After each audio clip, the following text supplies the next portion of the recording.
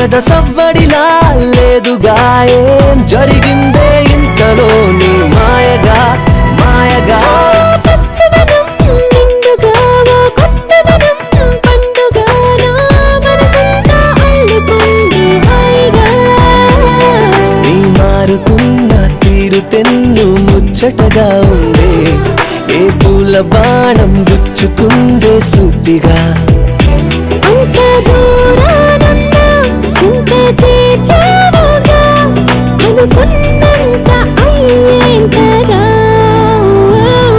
ఓ చేరువయే తారక నిన్ను కాదననే లేని కానీ కళలన్నీ పంచుకుంటా కమ్మగా